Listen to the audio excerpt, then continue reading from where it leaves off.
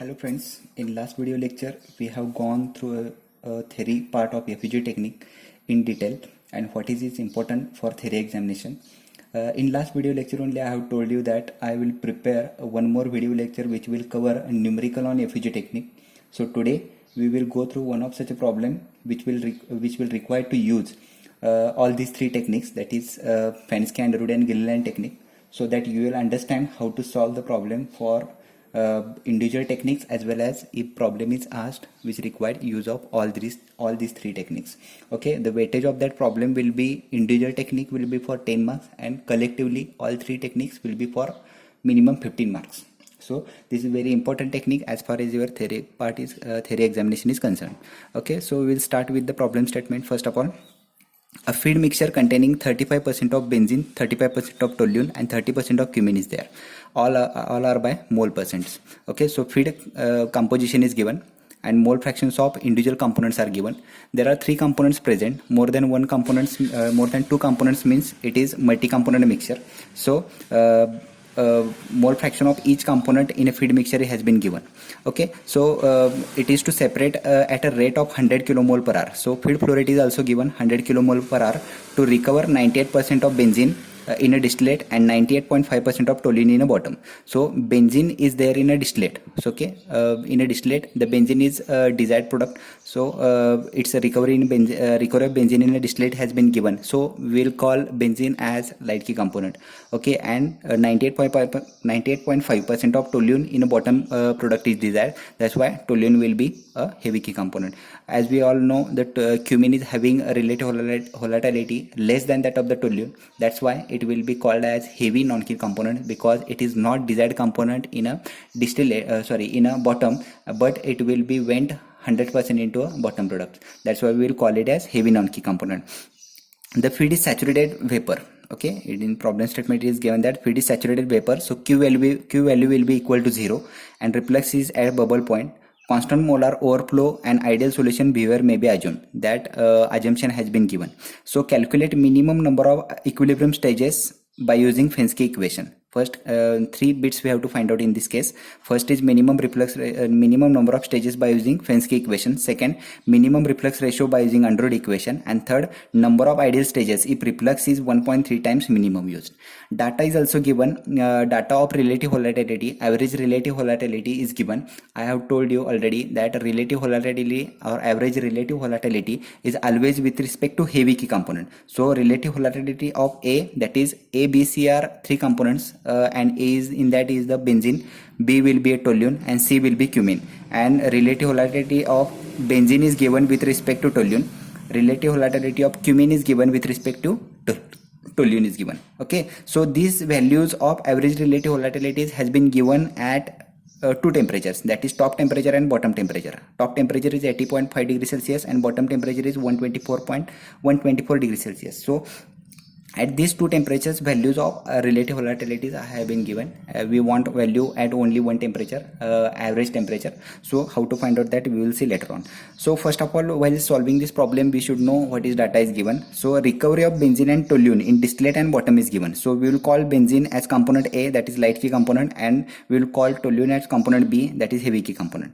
And relative volatility of cumin is always less than that of the toluene, so it will be heavy non-key component. Okay, it means all component C or cumin that has been supplied in a feed, that 100% will go to the bottom product and no stresses of cumin will be there in a top product. We will assume that. Okay, in a given what is given in the problem statement, feed is given as 100 kilomole per hour and composition of each component in a feed has been given and mole fraction has been given actually, and mole fraction of individual component in a feed is denoted by Z. So Z of component A is given as 0.35, component B 0.35, component C 0.30.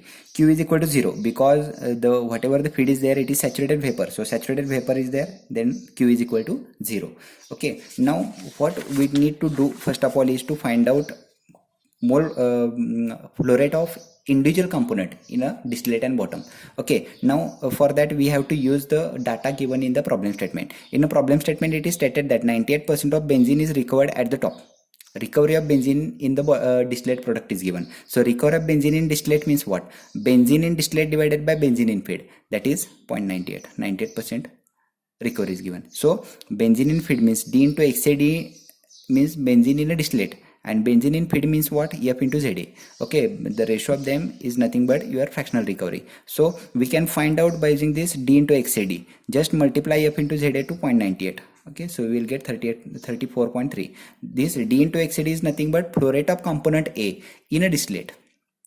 Okay, so similarly we need to find out that is another recovery is given. 98.5% of toluene is recovered at the bottom. So 98.5 toluene in bottom means what? Toluene in bottom divided by toluene in feed. Toluene in bottom is given by W into XBW. Toluene is nothing but B. Okay, so W into XBW divided by F into ZB. So W into XBW, that is component flow rate of component B in a bottom, can be find out. Flow rate of component B in a bottom is equal to, just multiply here.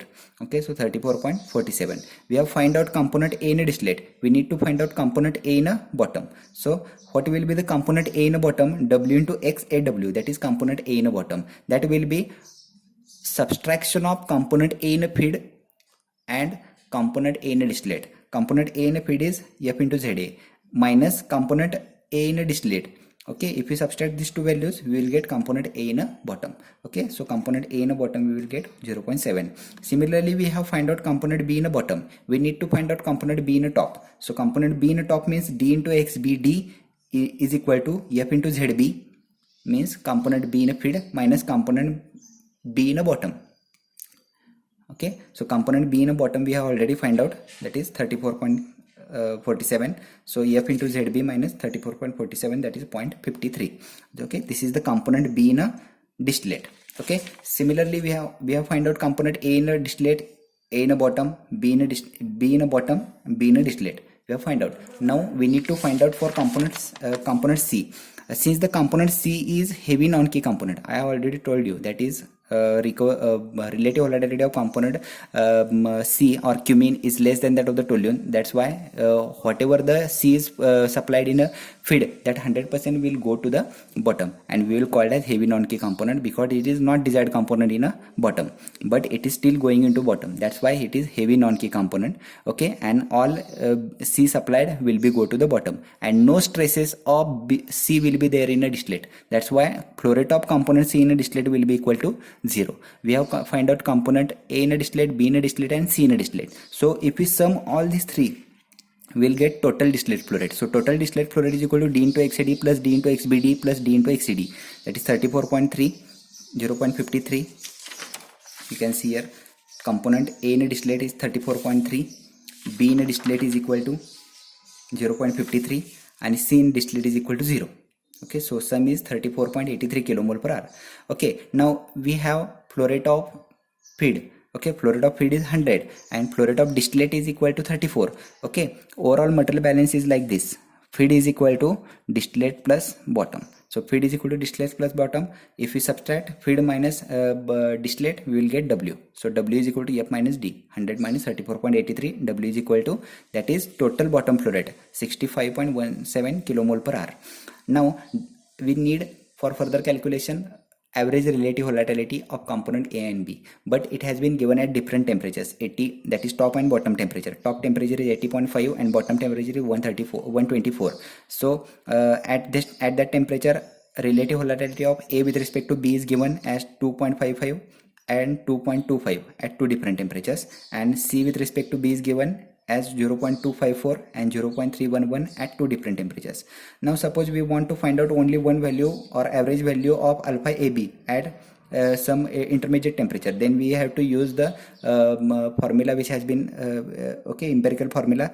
Suppose we want to find out average relative volatility of A with respect to B. So alpha AB average is equal to, just take the product of 2.55 and 2.25, that is alpha AB at 80.5 and alpha AB at 124, and just rise it by 0.5. So you will get 2.55 multiplied by 2.25 raised to 0.5, that is equal to 2.4. Similarly for alpha CB, we have to just take the multiplication of relative volatility at different temperatures, that is 0.254 multiplied by 0.311 raised to 0.5, so you will get 0.285. Now first bit we will find out. First bit is just to find out minimum reflux ratio by using Fensky equation. While using Fensky equation is of two types: if mole fraction is given and if mole fraction is given and if fractional recovery is given. Now in this problem fractional recovery has been given, that's why we will do fractional recovery formula. N minimum is equal to log of FAD FBW divided by 1 minus FAD into 1 minus FBW divided by log of alpha AB average. What is FAD? That is fractional recovery of component A in a distillate, fractional recovery of component B in a bottom. Okay, and just here the subtraction from 1. Okay, so fractional recovery of A in a distillate is given as 0.98, fractional recovery of B in a bottom is given as 0.985. Okay, 1 minus 0.98, 1 minus 0.985 divided by log of alpha AB average. Alpha AB average is 2.4. So if you do this calculation, you will get N minimum is equal to 9.2. So minimum number of stages by using Fensky equation is come out as 9.2. So this is bit number 1. Okay, now in the next what we have to calculate is the minimum reflux ratio. Okay, minimum reflux ratio we have to find out by using Underwood equation. Okay, we need to find out value of phi. Okay, the most important thread in this is the find out value of phi. Most difficult task is to find out value of phi. Phi is a constant and its value always lie between relative volatility of light key component and heavy key component. This is most important. Okay, while doing the calculation we have to choose the interval, and for that interval you should know relative volatility of light key component and heavy key component, and phi always lie between these two values. Okay, now in this in our case value of alpha for heavy key component is 1 and value of alpha for light key component is 2.4. So phi will lie between 1 and 2.4. okay, and that we have to find out by using equation 1 minus q is equal to summation over I zi alpha I divided by alpha I minus phi. Okay, where I is nothing but the your number of component present into multi-component mixture. Okay, zi is composition of your individual component in a feed, and alpha I is the average relative volatility of individual component, and phi is the constant that we have to find out. Okay, now we will for this q is nothing but your what is the condition of your feed is given. Condition of feed is saturated vapor, so saturated vapor q is equal to 0, so q will be equal to 0. We will convert this equation for three components. Okay, 1 minus q, 1 minus 0 is equal to q is equal to 0. Okay, so 1 minus 0 is equal to, first for component A, component B and component C. First for component A, ZA alpha AB divided by alpha AB minus phi, plus for component B, ZB alpha BB divided by alpha BB minus phi, plus for component C, alpha C into ZC alpha CC divided by alpha CC ZC alpha CB with respect to B we have to take, and alpha CB divided minus phi. Okay, phi is the constant that we have to find out by using trial and error method. Okay, now we will solve this by using by considering this is f of x. Okay, and we have to find out the value of phi by using the trial and error method. For this we need to use the calculator to make the calculation easier. Okay, how to solve this, how to find out the value of phi by using this calculator, that I am going to tell you now.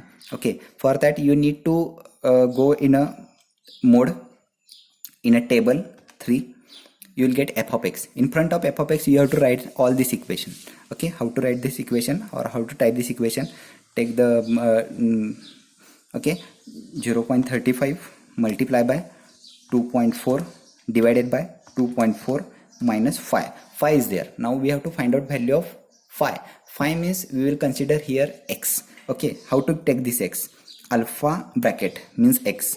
Okay, and we will find out x, for which value of x we will get f of x is equal to 1, that we have to find out, and that where we get f of x is equal to 1, that value of phi we will that we will fix as your phi value. Okay, so next is plus, next value 0.35 multiplied by 1 divided by 1 minus phi is x, alpha bracket. Next plus 0.30 multiplied by 0.281 divided by 0.281 minus alpha x, that is equal to then press, after typing the equation, press equal to. You will get he will ask from where to start and where to end. Start at 1. I have already told you value of phi always lie between average relative volatility of heavy key component and light key component. So average relative volatility of heavy key component is 1. So we will start with the 1 equal to end at 2.4. Okay, so 2.4. Okay, our value of phi will lie between 1 and 2.4. Okay, and we have to take the we have to give the step for how many step you have to find out the answer, for what accuracy you want the answer. Okay, we have value from 1 to 2.4, so we will go with the 0.1 step. Okay, after that press 1. You will get like a table like this. Here there are values of x and values of f of x. For which value of x, what is value of f of x has been stated here, and interval of it has been started from 1 and it will end to 2.4. X value will end to 2.4, and for each value he will give what is value of f of x. We want value of f of x is equal to 1. So see here where we get value of f of x is equal to 1. Go down up to 1. Okay, so at 1.8 value of f of x is equal to 0.9. Okay, at 1.8 value of f of x is equal to 0.907. Okay, and at 1.9 value of f of x is equal to 1.239. Okay, so our value of f of x is equal to 1 lie between 1.8 and 1.9. So we have to, first interval we have taken is that 1 to 2.4 with the step of 0.1. Now we will take the second interval of 1.8 to 1.9 with the interval of 0.01. Okay, just press AC, you will get to the original equation. Here again will ask you from where to start. We have to start with 1.8 with new interval 1.8 equal to and end with the 1.9. Okay, press equal to, and we have to give the step of 0.01. Okay, so 0.01 equal to, you will get table again in which you have value of x here and value of f of x here. For which value of x you will get f of x is equal to 1, that we have to identify. Okay, so at 1.83 value of x is 0.9975 and 1.84 value of f of x is equal to 1.0292. We can assume that x is equal to, at x is equal to 1.84 value of f of x is equal to 1, approximately equal to 1.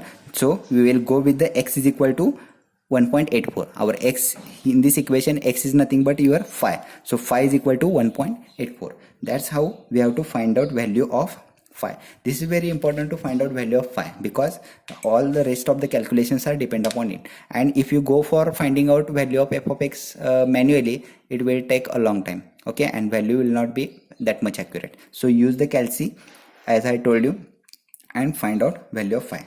Okay, next after finding the value of phi by using this equation, we have to go for finding value of v minimum, and v minimum we have to find out by using equation summation over I alpha I dxid divided by alpha I minus phi. Alpha I is the relative volatility of individual component, dxid is the flow rate of component or individual component in a distillate.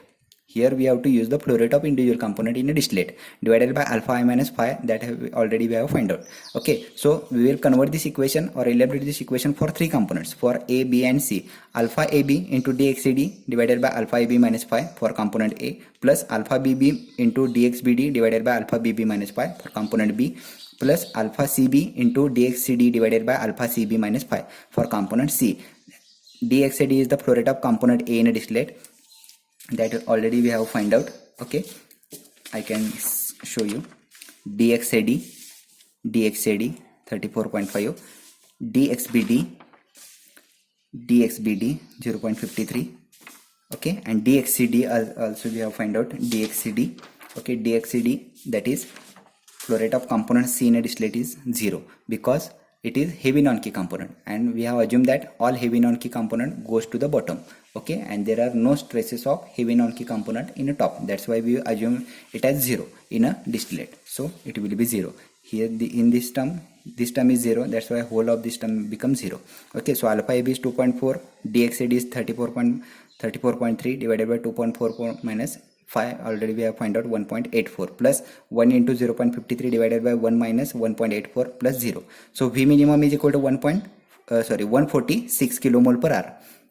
Now in a distillation column we can see whatever the vapors are there go to the condenser. From condenser some part go to the as a reflux and some part removed as top product.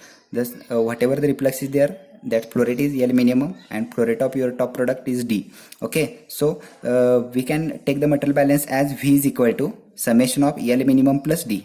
Okay, L minimum plus D. VV is equal to L minimum plus D. So L minimum is equal to V minimum minus D. That we have used here. L minimum is equal to V minimum minus D. So V minimum is equal to 146. D already we have find out. D is equal to 34.83 kilomole per hour. That we have to use here. And value of L minimum is equal to 111.17 kilomole per hour. Okay, now we can find out R minimum. R minimum means ratio of L minimum and D. So R minimum is equal to L minimum divided by D. L minimum is 111.17 divided by D is 34.83, that is 3.19. This is minimum reflux that is required for desired degree of separation by using Underwood equation. Okay, this is your second bit. Okay, this is your B. Okay, now C bit we have to find out, that is number of ideal stages required by using Gilliland equation, and also we have to find out the feed plate location by using the Kriegberg equation. Okay, for that condition is given in the problem statement is that, okay, number of ideal stages or the that we have to find out. For that condition is given for reflux is that reflux is 1.3 times minimum used. Okay, so R is equal to 1.3 times minimum reflux. Minimum reflux we have find out by using the Underwood equation, that is 3.19. Okay, so R is equal to 1.3 times R minimum is equal to 1.3 into R minimum is equal to 3.19. So R is equal to 4.14.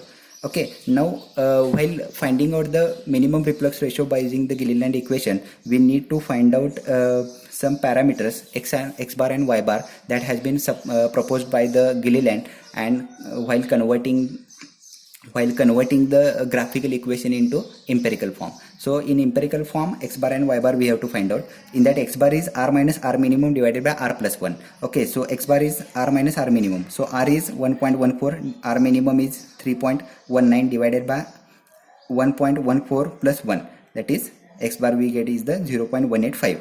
From Fenske equation we have already find out, that is N minimum.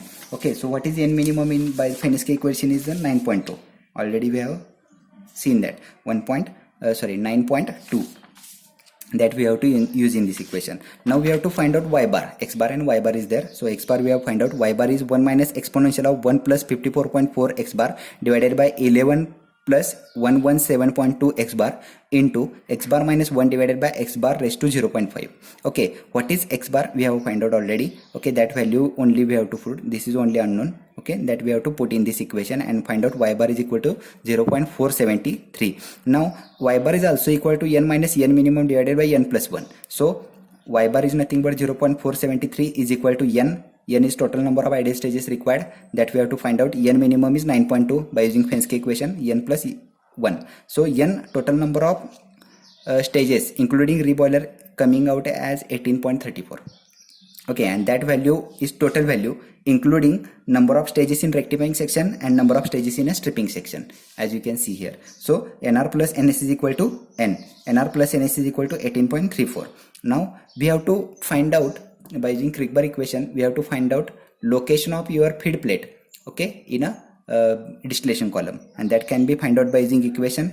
For that we need to find out NR and NS, ratio of NR and NS. So NR upon NS is equal to ZHK divided by ZLK divided by multiply by XLK W XHK D into W by D raised to 0.206. Okay, ZHK means nothing but the Z means composition of your individual component in a feed. So HK means heavy component. Heavy component is your toluene. Toluene mole fraction in a feed. Light key component is your benzene. Benzene mole fraction in a feed. XLKW is nothing but composition of your light key component. Light key component is your A is nothing but your benzene. Okay, that we have to find out individual mole fraction. How to find out that individual mole fraction? Okay, XLKW means XAW we have to find out. That is composition of A. LK is light key component and light key component is benzene and it is stated as A na? Okay, so XAW that we have to find out. For that we have to know WXAW, and if we divide WXAW by W, then WW will get cancelled and XAW will get, okay, or that product we will get as XAW. Okay, so WXAW that already we have find out. Okay, we can see in this equation WXAW, that is flow rate of component A in the bottom. WXAW is 0.7. If we divide it by total flow rate of your bottom, that is W, then we will get XAW. Okay, so XAW 0.7 divided by 65.17, so we will get XAW. Okay, so it is coming out as 0.0107. Okay, similarly XHKD. HK means what? HK is your heavy component. Heavy component is toluene and toluene is called as B. XBD. Okay, XBD is okay. To find out XBD we need DXBD. DXBD we have already find out. Okay, so DXBD is here. Okay, DXBD is 0.53. So 0.53 divided by total flow rate of your distillate, that is 34.83. Okay, so you will get value of 0.015, and flow rate of your bottom and flow rate of your distillate we have already find out, raised to 0.206. Okay, so NR upon NS is coming out as 0.99. So NR is equal to 0.99 NS. We can convert this as NR is equal to 0.99 NS. Okay, NR plus NS is equal to N. NR plus NS is N is equal to 18.34. We have already calculated. Okay, so NR plus NS is equal to 18.34. We can put value of NR here. 0.99 NS plus NS is equal to 18.34, so NS is equal to 9.2. Okay, we have NR plus NS is equal to 18.34, so NS will be NS we will put here, NR we will get 9.14. And always feed plate is always a last plate of your rectifying section plates. Okay, so last plate of rectifying section plate will be 9.14, means 10th plate will be a feed plate. Always remember, if this value is 8.14, then 9th plate will be your feed plate. If NR is equal to 9.14, then feed plate will be a 10th plate. Okay, that's how we can find out the feed plate by using Kriegbar equation. Okay, like this we can find out minimum reflux ratio as well as minimum number of stages required, and also total number of stages including the boiler and feed plate location by using Kriegbar equation. This total problem, okay, will be asked for at least 15 marks and important from theory point of view. Number of times this problem has been asked. That's why I have taken this video lecture. I hope that lecture will be very important for or helpful for you, and you will take the benefit of this lecture and take the maximum score in a theory examination through this problem. Okay, also you go through the last video lecture, and in that I have told you about the theory importance of FUG technique, and which will be asked for 10 marks. Okay, so prepare for whole FUG technique theory as well as for the problem. I hope this video lecture will be helpful for you. If you require such a more video lecture on any difficulty, you can always contact me. I am always there for you. Okay, thank you very much.